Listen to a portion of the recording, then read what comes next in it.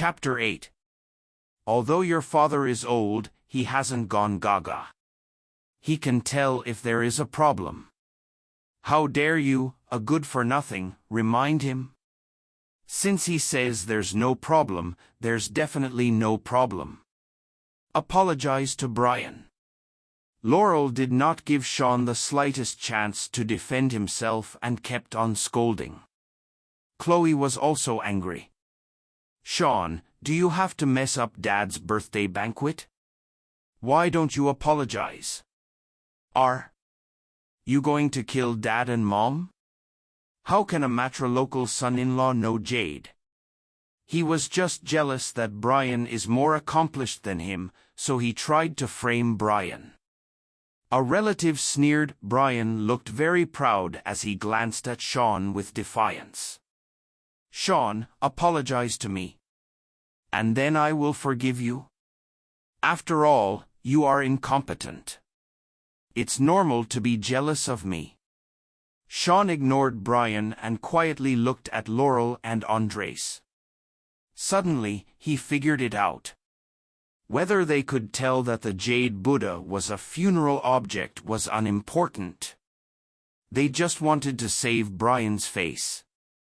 After all, he was just a good-for-nothing while Brian had a construction company. Embarrassing a matrilocal son-in-law to save Brian's face was a good deal.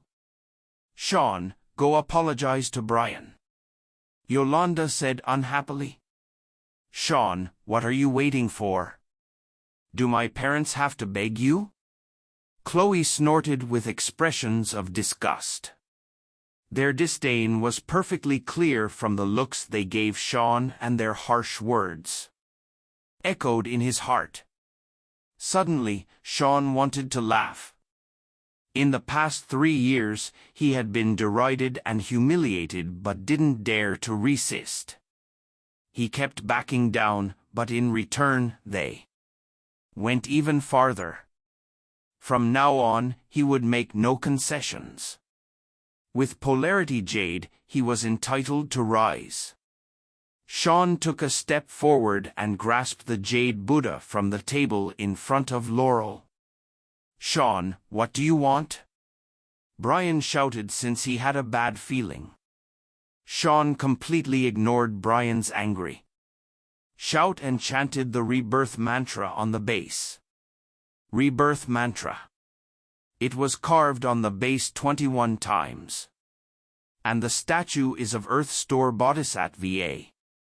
Besides, the jade carries an obvious smell of soil. This must be a funeral object that was just dug out of the tomb. Sean sneered. The hall fell into a deathly silence. Everyone was dumbfounded. Brian's face turned red and he felt a burning pain as if he had been slapped hard on the face. With Andres and Laurel's help, he had wanted Sean to look foolish and be laughed at, but he didn't expect to have an egg on his face so soon. Once Rebirth Mantra and Earth Store Bod Hisattva appeared together, even the layman knew where this jade came from. No living person would have such a statue at home. Brian looked abashed as if he had been drained and burned out. He lowered his head and did not dare to speak. Yolanda looked at Sean in surprise. Sean dared to defy them in public for the first time, and his words were so reasonable and persuasive. She was both surprised and delighted. But Andres was an expert on antiques. Couldn't he notice that? Very quickly, she realized that her father could tell it, but he didn't want to. He was deliberately humiliating Sean. Laurel's face clouded over. Well, even if this statue is a funeral object, at least Brian has prepared a gift. What do you have? You don't even have the thought. How are you qualified to criticize Brian? That's right. I mistakenly gave this funeral object because I was deceived. What about you? What is your present?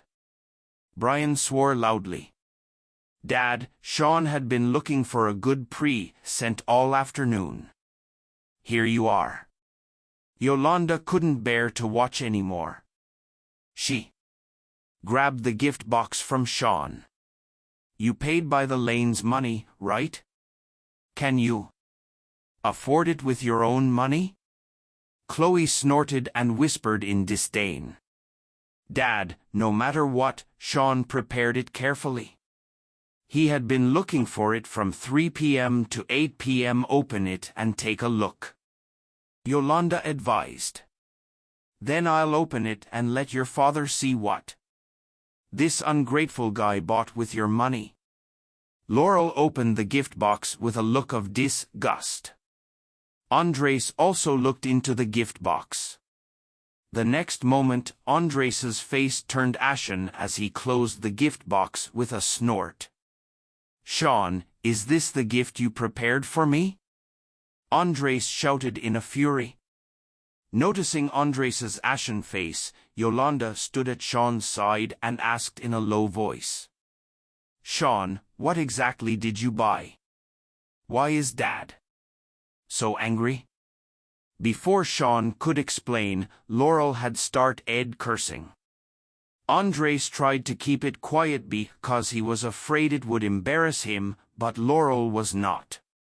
You asshole. Sean, you actually bought that piece of crap with our money. Laurel knocked the gift box away, and a man-like black thing rolled out. It seemed to be a pickled radish. Is this the birthday gift you spent $10,000 on? Yolanda's face went an ugly green as she pointed at the humanoid radish on the ground. 10,000? It's not even worth 100. Brian stood at the side with his hands crossed over his chest and laughed. Sean, are you trying to kill Dad with this shit? Chloe felt a surge of anger as she scolded. Looking at the dark humanoid radish, all the guests sneered. Andres is such a big man, but his son-in-law is so stupid. That's so embarrassing. I've long heard that his son-in-law is a good for nothing. He looks like as we expected. 10,000 for this? I think he has probably pocketed it.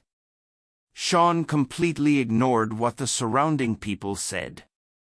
Instead, he looked at the black humanoid radish in a daze. How could Mr. Roger give him such a precious gift? Dad, this is my fault. I shouldn't have let Sean pick out the gift. Don't be angry. Noticing the ugly look on Andres's face, Yolanda hurriedly apologized. Just now, she was delighted that Sean wasn't that incompetent since he could tell the statue was a funeral object. But now, she was disappointed again. Sean, apologize to my parents, said Yolanda sternly.